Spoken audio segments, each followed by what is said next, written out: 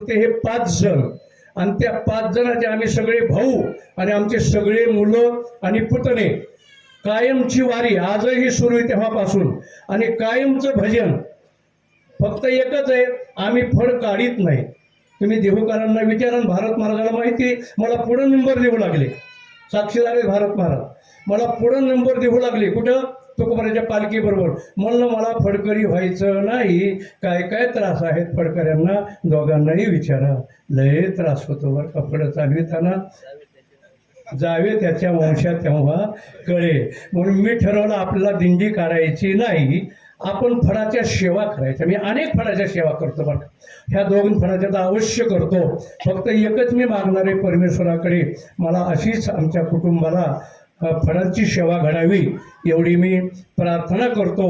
आमचा हा सगळा परिवार, आमच्या वाड्याला वारकरी वाडाच म्हणतात, सगळे वारकरी सगळे भजन करतात. आमचे भाऊ पुतणे सगळे नातू सगळे भजन करतात, सगळा साक्षीदार आहे आमचा इकडचा हा परिसर. आज बलभीम देवस्थान बाभळगाव, बलभीम देवस्थानचे सगळे आलेले आहेत. नारायण बाबा देवस्थान वांगी त्यांचे ट्रस्टी आलेले आहेत. अजून बरेच अधिकारी महात्मे आलेले आहेत. तसं लांबून आलेले, औरंगाबादहून आले, कुणी पुण्याहून आपल्या गुंजेबानाचा चिरंजीव शंकरराव पुण्याहून आले, कुणी अनेक ठिकाणाहून आले. त्यांचा आमचा परिवार सगळा ऋणी राहील. तसंच आपल्या परिसरातून सगळे लवळ आहे, पात्रोड आहे, इकडे हिवरा गोवर्धन आहे, लोणगाव आहे, उंबरे आहे, देवळा आहे, इकडे बाभळगाव आहे, त्याचप्रमाणे लवळ बरेच आहेत, लाकलगाव आहे, पिंपळगाव आहे, अजून बऱ्याच गावची सगळी मंडळी आली. सर्वांचा आमचा परिवार ऋणी राहील एवढं मी या ठिकाणी बोलतो आणि तुमचे 10 मिनिट घेतले त्याबद्दल मी या ठिकाणी क्षमा मागतो. आता श्रद्धांजली वाहत असताना मला असं वाटतं की तर दत्ता महाराजची श्रद्धांजली व्हायला पाहिजे, लक्ष्मण महाराजची व्हायला पाहिजे, गणेशबाची व्हायला पाहिजे, अनेकाच्या व्हायला पाहिजेत.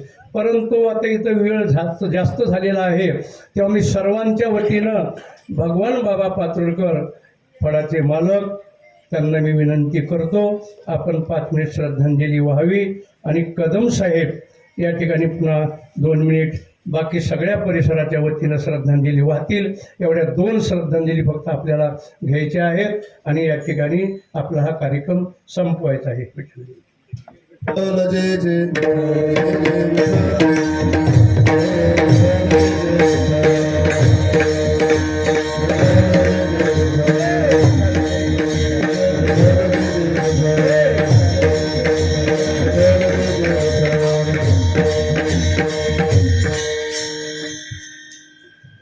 श्रद्धांजली घेऊ, टाळकरी थोडं शांत राहावा, कसं आहे मग नंतर पुन्हा घाई होते, नंतर आरती वगैरे होईल आणि सर्वांनी भोजन केल्याशिवाय जायचं नाही.